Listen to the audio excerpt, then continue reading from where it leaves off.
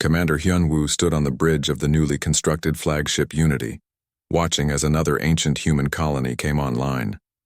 Over the past 6 months, 27 sleeping colonies had been awakened across the galaxy. Each one brought new knowledge, new technology, and new hope for reuniting humanity's scattered children, but they also brought new dangers. Commander, we're receiving a distress signal from the Proxima colony, reported Communications Officer Min-ho. They're under attack by a combined Zephori and Hegemony fleet. The war had been raging for 8 months now. What had started as scattered conflicts had grown into a galaxy-wide crisis. The Purist Alliance, led by the Zephori Empire, was systematically trying to destroy every awakened human colony before they could fully re-establish themselves. How many ships? Hyun-woo asked. 200 enemy vessels. The colony's defenses won't hold for more than an hour. Admiral Soo-jin's voice crackled over the intercom from Earth Command. Hyun-woo, you're authorized to engage. But remember, we protect, we don't conquer. The Unity led a fleet of 30 Earth ships toward the battle. As they approached Proxima, Hyun-woo could see the ancient colony's crystalline cities under bombardment. Millions of humans who had slept for 50,000 years were now fighting for their lives. The battle was swift, but decisive. The moment Earth ships entered the combat zone, the Zephori weapons began malfunctioning. Elder technology throughout their fleet simply shut down, leaving them defenseless against human counterattacks. This is Fleet Commander Thexali, came a transmission from the alien flagship. Your technology is corrupted. You fight without honor. We fight with the tools our ancestors gave us, Hyun-woo replied, just as you would fight with yours. Within an hour, the Purist fleet was retreating. The Proxima colony was saved, but Hyun-woo knew it was only a temporary victory. There were dozens more colonies still awakening, and the Purist Alliance seemed determined to destroy them all. On Earth, Dr. Yuna and Engineer Taeho were working frantically to understand the full scope of the Elder Technology Network. What they had discovered in recent weeks was almost beyond belief. It's not just individual machines, Yuna explained to the assembled Earth Council. The entire galaxy is connected by a network of Elder satellites and stations. They've been dormant for 50,000 years waiting for the right activation signal. What kind of signal? Asked Council Leader Park. Taeho pulled up a holographic display showing the galaxy's spiral arms. It requires multiple human genetic signatures from different colony lines, all activated simultaneously. The ancient humans built it so that the network could only be turned on when their children were reunited. And what does the network do? We're not entirely sure, Yuna admitted. But the preliminary scans suggest it's some kind of terraforming and healing system. It could repair damaged worlds, terraform new ones, maybe even reverse environmental disasters. The implications were staggering. If humanity could fully activate the Elder Network, they would have the power to reshape the entire galaxy. But such power came with tremendous responsibility. Meanwhile, Dr. Jimin was serving as humanity's chief diplomat, trying to hold together the moderate alliance that was humanity's only hope for a peaceful resolution. In a hidden meeting on the neutral world of Haven, she sat across from representatives of 12 different species. The fighting has to stop, she said to the assembled delegates. Every day this war continues, more people die on all sides. Easy words from the species that started this conflict, replied Ambassador Vorthak of the Talon Confederation. Your people revealed this truth and then expected us to simply accept our diminished status. We never asked for dominance, Jimin insisted. We only asked for honesty. High Magistrate Kirith, now representing the Velthari moderate faction, spoke carefully. The question is not what happened in the past. The question is what we do now. Can humans and their descendant species coexist peacefully? The debate was interrupted by urgent news. The Purist Alliance had launched their final offensive, a direct assault on Earth itself. Nearly 1,000 ships from 6 different species were converging on humanity's home system. Admiral Soo-jin watched the enemy fleet approach on her tactical displays. Earth's defenses were strong, but they had never faced an assault of this magnitude. All ships prepare for defense of the home system, she broadcast. This is where we make our stand. But as the Purist fleet entered Earth's solar system, something unexpected happened. Every piece of Elder technology aboard the alien ships simultaneously shut down. Navigation systems failed, life support flickered, and weapons became useless.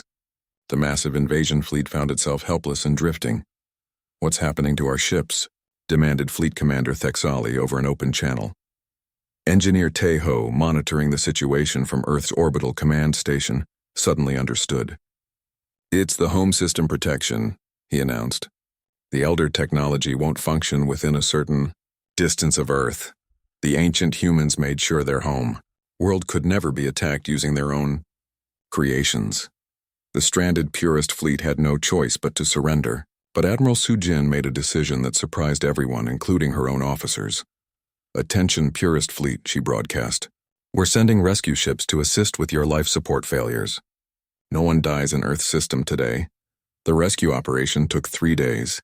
Human ships worked alongside awakened colony vessels to repair the damaged alien fleet and escort them safely out of the protected zone. It was an act of mercy that shifted galactic opinion more than any military victory could have. Why did you help us? Asked Commander Thexali when the operation was complete. Because that's what family does, Sujin replied. The gesture opened the door for real negotiations.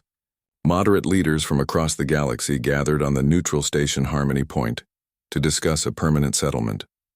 Dr. Jimin led the human delegation, while Commander Hyunwoo provided security. The talks were difficult.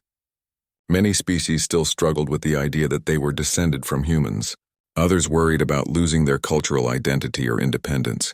But slowly a new framework began to emerge. We propose a galactic federation, Jimin announced after weeks of negotiation. Humanity will be recognized as the originating species, but all descendant civilizations will be equal partners in governing the galaxy. And the Elder technology? Asked the Cathani representative. Will be shared freely among all member species, with humanity providing technical guidance and training. But the network's most powerful systems will remain under joint control to prevent any single species from dominating the others. The final breakthrough came when Teho and Yuna successfully activated a small section of the Elder network. The demonstration took place above a war-damaged world that had been devastated by the recent fighting. In just hours, the Elder satellites began repairing the planet's atmosphere and healing its scarred surface. This is what our ancestors intended, Hyunwoo said, as the delegates watched the planet's restoration. Not weapons of war, but tools of healing and creation. The sight of the damaged world becoming green and alive again convinced even the most skeptical delegates. Within days, the Galactic Federation Charter was signed by representatives of 43 species. The new government was unlike anything the galaxy had ever seen.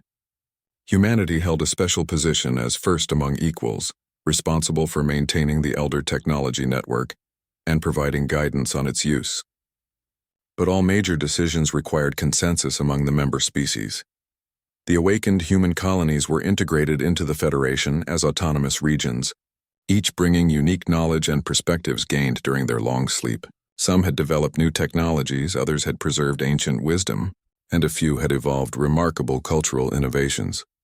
The purest holdouts were offered amnesty and membership in the Federation, though some chose to retreat to the galaxy's outer rim rather than accept human leadership.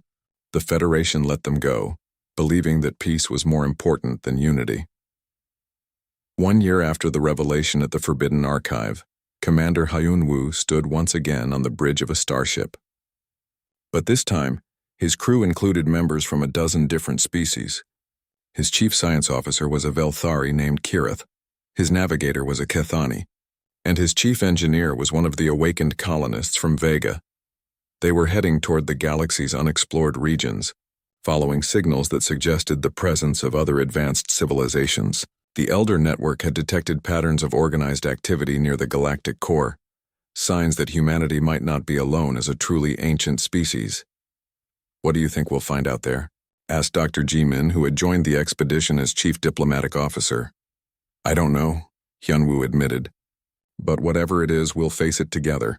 All of us, human and descendant alike. Behind them, the galaxy was healing. The Elder network worked tirelessly to repair worlds damaged by the recent war and to terraform new homes for growing populations. Trade flowed freely between species that had once viewed each other with suspicion. And in schools across hundreds of worlds, children learned the true history of their origins without shame or fear. The news spread across the galaxy like wildfire. Within hours of Commander Hyunwoo's data transmission from the Forbidden Archive, Every human settlement in collective space had learned the truth. Humanity was not the youngest species in the galaxy. They were the oldest, the originators of all intelligent life. Admiral Su-Jin stood in the emergency command center on Earth, watching reports flood in from across human space.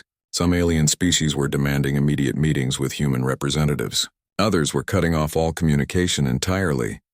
"What's the situation with our people in alien territory?" she asked Lieutenant Jae-sung. "Mixed, Admiral.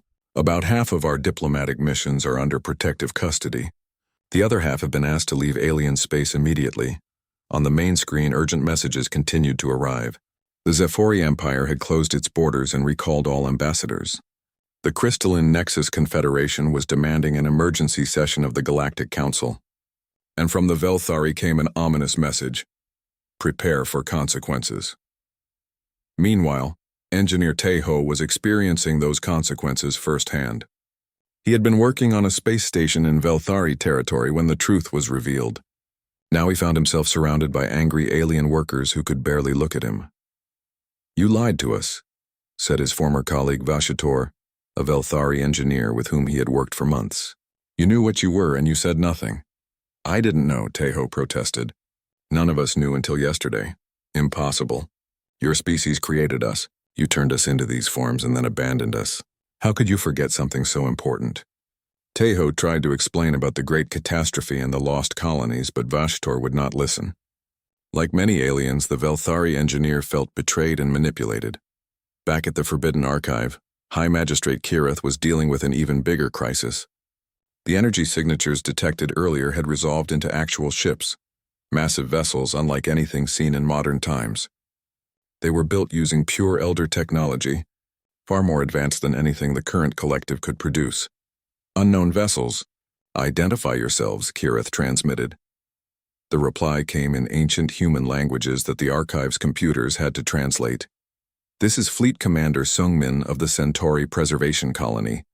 We received the awakening signal after 50,000 years of waiting. We have come to reunite with our cousins from Earth." Dr. Jimin, still in custody aboard the Archive, felt her heart racing. "They're really out there," she whispered to her companions. "The sleeping colonies are real." More ships were arriving by the hour. Each fleet represented a different human colony that had been placed in stasis during the Great Catastrophe. They brought with them technologies and knowledge that had been lost for millennia. The Galactic Collective's response was swift and decisive. Emergency meetings were called, and the results were not encouraging for humanity. The galaxy species had split into 3 factions, each with very different ideas about how to handle the revelation. The moderates, led by the scientific Kethani Consortium, wanted to work with humanity to establish a new galactic order based on truth rather than lies. They saw the return of the original humans as an opportunity to heal old wounds and build better relationships. The traditionalists, including most of the Velthari leadership, wanted to maintain the current system. They argued that revealing the truth would cause chaos and destroy the stability that had taken thousands of years to build. But it was the third faction that worried Admiral Su-Jin the most. The purists, led by the militant Zephyri Empire, viewed the return of baseline humans as an existential threat. They believed that acknowledging human primacy would reduce all other species to the status of artificial creations. "They're calling for our complete elimination," Su-Jin told the Earth Council during an emergency session. "They want to destroy Earth and all human colonies before we can contaminate their genetic purity." The situation became even more complicated when Dr. Yuna made another discovery in the Archive's records. The Elder technology that formed the backbone of galactic civilization was not just responsive to humans, it was designed to shut down if used against baseline humans. "It's a safeguard," she explained during a tense meeting with Kirith and the human prisoners. "The ancient humans built protection into their technology. It won't function in any attack against Earthborn humans." Kirith's crystalline features showed something that might have been fear. "Are you saying that all of our weapons, our ships, our defense systems will refuse to operate against us?" "Yes, but only against pure Earth humans. The technology can still be used against the awakened colonies because their genetics were modified." This revelation changed the balance of power completely. The purist faction found that their most advanced weapons simply would not fire when targeted at Earth ships. Their fleets, dependent on elder technology, became nearly useless against the planet they most wanted to destroy. But the awakened human colonies faced no such protection. Fleet Commander Sungmin's ships came under immediate attack as soon as they entered Zafori space. The ancient vessels fought bravely, but they were vastly outnumbered. "We're losing contact with the Vega colony fleet," reported Captain Dong Hyun from his position aboard the Earth Defense Fleet. "They're requesting immediate assistance." Admiral Su Jin faced an impossible choice. Earth's fleets could engage the Zafori without fear of retaliation, but doing so would start a galactic war. Yet allowing the awakened colonies to be destroyed was equally unthinkable. "All Earth fleets prepare for combat operations," she ordered. "We will not abandon our people." The first battle of the new galactic war took place near the ancient human colony of Kepler 442b. Earth forces, led by Captain Dong Hyun, arrived just as Zafori battle fleets were overwhelming the colony's defenses. The engagement was unlike anything in recorded history. The Zafori ships fired devastating energy weapons that simply fizzled out when they struck Earth vessels. Meanwhile, Earth's primitive kinetic weapons, backed by newly awakened elder technology, proved surprisingly effective against alien shields. "This is impossible," transmitted the Zafori fleet commander. "Your weapons should not be able to penetrate our defenses." "Your defenses were built by our ancestors," Donghyun replied. "They know who their real masters are." But victory in battle did not solve the larger problem. As word of the fighting spread, more alien species began choosing sides. Some supported the purists, believing that human dominance would mean the end of their independence. Others joined the moderates, hoping that cooperation could prevent a devastating war. Engineer Taeho, now evacuated from Velthari space, found himself working frantically to understand the elder technology safeguards. If humanity was going to survive the coming conflict, they needed to unlock more of their ancestral inheritance. "The technology is definitely designed to serve us," he reported to Admiral Su Jin. "But it's not just about genetic recognition. It seems to respond to something deeper. Intent, maybe, or some kind of philosophical alignment." "What do you mean?" "The weapon systems won't activate for conquest or domination. They only work for defense and protection. It's like the ancient humans built their own ethics into the technology." This discovery had profound implications. Humanity could defend itself and protect the awakened colonies, but they could not use their inherited technology to subjugate other species. The ancient humans had apparently learned something from their own history and built safeguards to prevent their descendants from repeating old mistakes. Meanwhile, the political situation continued to deteriorate. The Galactic Collective was fragmenting as species chose sides or declared neutrality. Trade networks collapsed as former allies stopped trusting each other. Refugee fleets fled from contested systems, carrying civilians caught in the growing conflict. High Magistrate Kirath, released from custody as part of a prisoner exchange, found itself in an impossible position. As one of the senior leaders of the collective, it was expected to choose between the human cause and alien independence. But the revelation that the Velthari were themselves descended from humans made any choice painful. "We are caught between our origins and our identity," Kirath confided to Dr. Jimin during a brief diplomatic meeting. "If we accept our human heritage, we lose 50,000 years of cultural development. If we reject it, we live a lie forever." "Maybe you don't have to choose," Jimin suggested. "Maybe being human doesn't mean being the same. Maybe it means being part of something larger." But as the war escalated and more colonies awakened, it became clear that the galaxy was heading toward a crisis that would determine the fate of every intelligent species. The question was no longer whether humanity would reclaim its birthright, but whether galactic civilization would survive the process. Dr. Yuna's discovery had changed everything. Within days, Commander Hyunwoo received encrypted messages from all the human research teams scattered across galactic collective space. The evidence was overwhelming. The elders had been human, but the aliens were working hard to hide this truth. "We need to get into the Forbidden Archive," Dr. Jimin said during a secret meeting aboard the Taeguk. "It's the only place that might have complete records." The Forbidden Archive was a massive library station in the heart of Velthari space. Every species in the collective had heard of it, but none were allowed inside. The Velthari claimed it contained dangerous knowledge that could destroy civilizations if misused. Breaking into the archive would be an act of war, Captain Dong Hyun warned. "They have battle fleets protecting it." Then we don't break in, Hyunwoo said. We find another way. The opportunity came when engineer Tae-ho made another discovery. While working on a routine repair, he found that elder technology could be programmed to recognize human genetic patterns. More importantly, the system seemed to have built-in overrides that only responded to humans. It's like the elders wanted to make sure only humans could access their most important systems, Tae-ho explained. The technology has been waiting for us. Using this knowledge, the human team developed a plan. They would volunteer for a routine supply mission to the archive station, then use the elder security systems to gain access to the restricted areas. 3 weeks later, the supply ship Mugunghwa approached the archive station. Commander Hyunwoo piloted the vessel while Dr. Jimin and Dr. Yuna posed as cultural researchers bringing new artifacts for storage.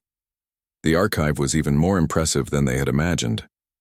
It stretched for kilometers in every direction, a crystalline structure that seemed to pulse with its own inner light.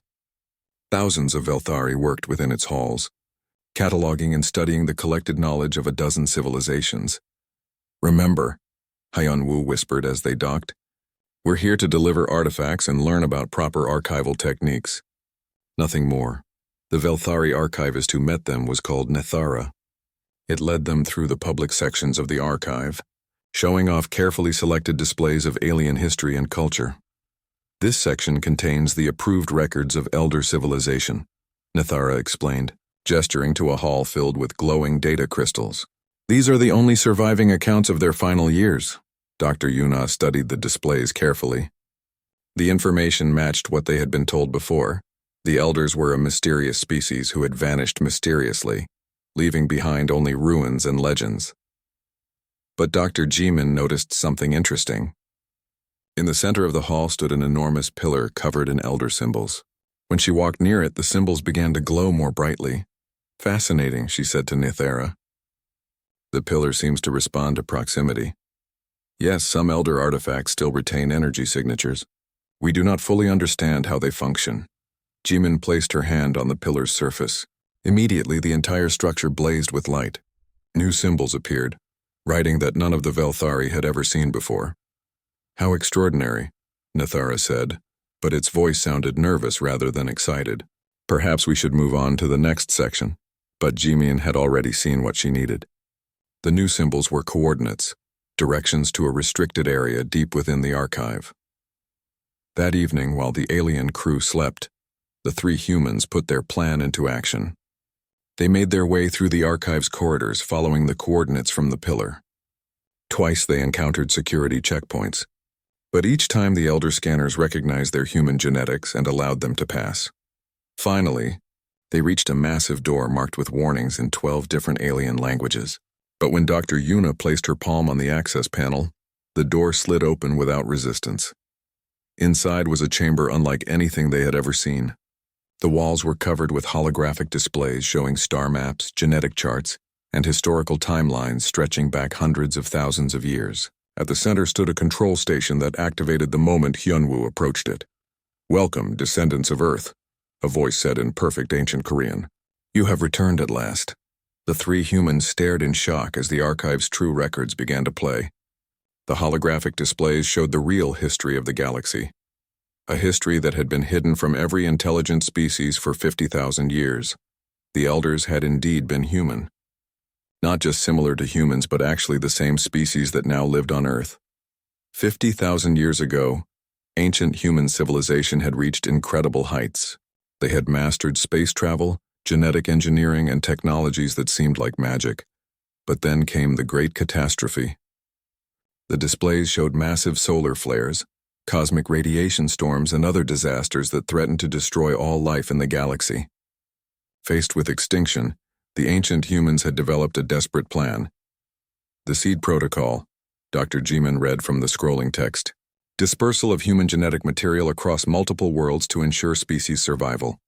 The record showed thousands of ships leaving Earth, carrying not just people but genetic templates that could be modified for different environments. Some colonies were established on Earth-like worlds where humans could develop naturally. Others were sent to harsh planets where the colonists would need to be genetically altered to survive. They created the other species. Dr. Yuna whispered. The Velthari, the Zephori, all of them. They're all descended from humans. The holographic timeline showed how the modified human colonies had evolved over thousands of years.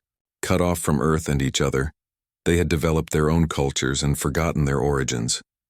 Only the unmodified humans on Earth had retained their original form. But why hide this? Hyunwoo asked. The answer came in the next set of records. As the modified humans had developed their own civilizations, some had discovered traces of their true origin. But instead of celebrating their heritage, they had reacted with fear and anger.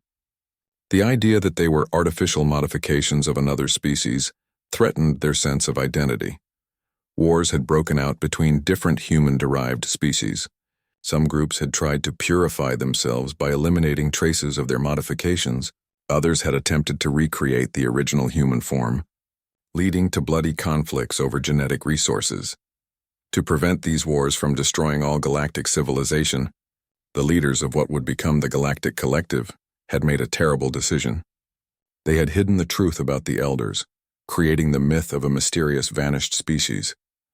All records of human origin were sealed away, and any evidence that surfaced was suppressed. They've been lying for thousands of years, Dr. Jimin said. Every species in the collective is human, but they've convinced themselves they're not. The final records showed the most disturbing truth of all. The archive's computers had been monitoring Earth for centuries, waiting for humanity to develop space travel. The collective leadership knew that contact with baseline humans was inevitable, but they had hoped to maintain control by treating humanity as a young species. They're afraid of us, Hyunwoo realized. If the truth comes out, it will destroy their entire social structure. But as they studied the records, they also found something hopeful. The original human colonists had left detailed instructions for reunification. Hidden throughout the galaxy were stasis chambers containing pure human genetic material. Backup colonies that had been waiting for 50,000 years for contact with Earth. There are dozens of sleeping human colonies, Dr. Yuna said, studying the star maps. If we can wake them up, we can prove the truth, Hyunwoo finished. Suddenly, alarms began blaring throughout the archive. Emergency lights flashed red as security teams rushed toward their location. They know we're here, Dr. Jimin said. Hyunwoo quickly downloaded as much data as he could while the others gathered physical evidence. As Velthari guards surrounded the chamber, he managed to transmit the most important files to hidden receivers throughout human space. High Magistrate Kirath entered the chamber, flanked by armed soldiers. Its crystalline face showed no emotion, but its voice carried centuries of weariness. You should not have come here, it said. This knowledge was hidden for good reason. The truth deserves to be known, Hyunwoo replied. The truth will destroy us all. Do you think we wanted to live this lie? Do you think we enjoyed pretending that our creators were mysterious strangers? We are the children of humanity, and we have spent 50,000 years trying to become something else. Kirath gestured to the holographic displays. Your species scattered us across the galaxy and then forgot about us. We had to build our own identities, our own cultures, our own sense of worth, and now you return, expecting us to remember a heritage that has brought us nothing but pain. But we're all family, Dr. Yuna said. We're all human. Family? Kirath's voice turned bitter. Where was our family when we struggled alone on hostile worlds? Where was our family when we fought wars over scraps of elder technology, not knowing we were fighting over our own birthright? The confrontation was interrupted by a new alarm. The archive's defense systems had detected massive energy signatures approaching from deep. 6 months had passed since humanity joined the Galactic Collective. Dr. Yuna stood in the ruins of an ancient city on the planet Veltaros, brushing dirt away from a stone tablet. As Earth's leading archaeologist, she had been thrilled when the aliens finally granted her permission to study elder sites, but what she was finding made no sense. The mathematics here, she said into her recording device, uses base 10 counting. Every intelligent species we know of uses different number systems based on their anatomy. Velthari use base 6 because they have 6 fingers. The Zephori use base 8, but this elder site uses base 10, just like humans. She moved to another section of the ruins where strange machines lay half buried in the ancient dirt. Her scanner beeped as it detected something unusual. I'm finding organic traces in the metal, she continued. The genetic material is degraded, but the basic structure is familiar. Back on Earth, Admiral Su Jin was having her own concerns. She sat in her office at Space Command, reviewing the latest requests from the Velthari. Over the past months, they had asked for copies of Earth's historical records, especially anything older than 10,000 years. Why do they want information about ancient human civilizations? She asked her aide, Lieutenant Jae-sung. They claim it's for cultural exchange, Jae-sung replied. But they've been very specific about the time periods they want. Nothing recent, only the oldest stuff we have. Su Jin frowned. And they've denied our request to visit 3 different elder sites this month? Yes, ma'am. They keep saying those sites are too dangerous for human researchers. On the space station orbiting Veltaros, engineer Taeho was working with a team to install new equipment. The Velthari had given them access to some elder technology, but only basic systems. Still, even these simple devices were amazing. Hand me that power coupling, Taeho said to his assistant So-young. As he connected the human-made cable to the alien device, something unexpected happened. The elder machine suddenly came to life, glowing brighter than it ever had for the Velthari operators. That's strange, So-young said. It's never done that before. Taeho checked his readings. The power output increased by 300% when I touched it. That shouldn't be possible. Nearby, a Velthari technician named Gorthal watched nervously. Perhaps you should step away from the machine, it suggested. Why?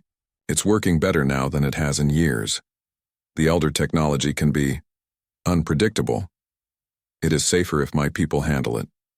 But Taeho had already noticed something else. When he placed his hand on the control panel, symbols appeared that the Velthari claimed they had never seen before. The machine seemed to be responding to his touch in ways it never responded to alien contact. Meanwhile, Dr. Jimin was aboard the research ship studying samples from various elder sites. What she found in her laboratory made her hands shake. Computer, run the genetic analysis again, she said. Analysis complete. The organic traces from the elder ruins show 89% compatibility with baseline human DNA. Jimin stared at the screen. That was impossible. Humans had only discovered space travel recently. How could their genetic material be found in ruins that were supposedly millions of years old? She ran the test again, using samples from 3 different elder sites. The results were the same each time. The genetic traces were unmistakably human. Dr. Yuna was making similar discoveries on the planet's surface. In the deepest parts of the ruins, she found stone carvings that showed bipedal figures with distinctly human proportions. The aliens had always said the elders were mysterious and unknowable, but these carvings looked like they could have been made by humans. The body structure is wrong for any known alien species, she recorded. The proportions, the hand structure, even the way they're depicted holding tools. It all matches human anatomy.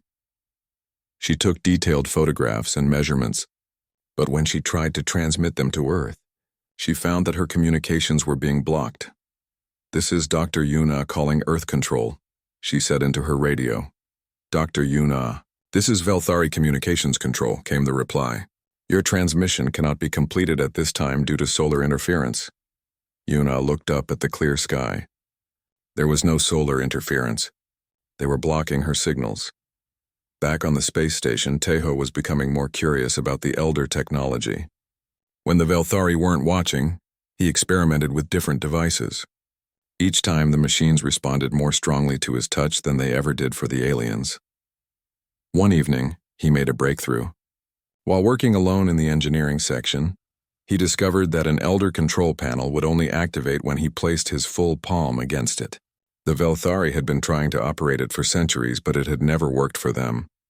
When his palm touched the surface, the entire panel lit up with symbols and diagrams. For a moment, he thought he could almost understand what they meant. Human, a voice said behind him. Taeho spun around to find High Magistrate Kirith standing in the doorway, its crystalline face unreadable. I was just running diagnostics, Taeho said. Yes, I see that. The machine has never responded so well before. You have a natural talent for elder technology. Is that unusual? Kirith paused for a long moment. Some species have more affinity for elder systems than others. It is interesting to see such compatibility in such a young race. But Taeho noticed that Kirith seemed worried rather than pleased. On Earth, Admiral Sujin was getting reports from all of humanity's representatives in alien space. Every human who worked with elder technology reported unusual responses. Every human archaeologist found strange coincidences in the ruins, and every human request to access sensitive elder sites was being denied. Something is wrong, she told the Earth Council. They're hiding something from us. What do you think it is? Asked Council Leader Park. I don't know yet, but our people are finding things that don't match what the aliens have told us about the elders. Dr. Jimin finally managed to get a message through to Dr. Yuna by routing it through a human communication satellite. Yuna, the genetic traces you found. I'm seeing the same thing in samples from 6 different worlds. The organic material in elder ruins is human, not similar to human, actually human. That's impossible, Yuna replied. Unless what? Unless the elders were human. The idea was so shocking that neither scientist wanted to say it out loud. But the evidence was mounting. The base 10 mathematics, the human genetic traces, the way elder technology responded to human touch, the anatomically human figures in the ancient art. Dr. Yuna decided to take a risk. That night she snuck away from the official dig site and explored a restricted area that the Velthari had declared off limits. What she found there made her gasp. It was a massive stone wall covered in carvings that told a story. The images showed human-like figures traveling among the stars, building great cities and spreading across the galaxy. But the final panels showed something terrible, a great disaster that forced the star travelers to flee. At the bottom of the wall, barely visible under centuries of dirt, was a single line of text in a language that looked almost familiar. Yuna photographed it carefully and ran it through her translation software. The computer struggled with the ancient writing, but eventually produced a result that made her blood run cold. When the children have grown beyond recognition, the fathers shall return to reclaim what was lost. As she stared at those words, Yuna realized that humanity's first contact with aliens might not have been first contact at all. It might have been a reunion with their own descendants who had forgotten where they came from, and who had built an entire civilization on the lie that the elders were someone else. But if that was true, then every species in the Galactic Collective was living a lie. And the question was, did they know it? The stars looked different today. Commander Hyunwoo stood on the bridge of the exploration ship Taeguk, watching the strange blue light growing larger on the main screen. His crew had been traveling through deep space for 3 months, farther from Earth than any human had ever gone before. Captain, we're getting signals, said Officer Minho from his station. It's not natural. Someone is out there. Hyunwoo felt his heart beat faster. After hundreds of years of searching, humanity was about to meet its first alien species. He straightened his uniform and walked to the communication panel.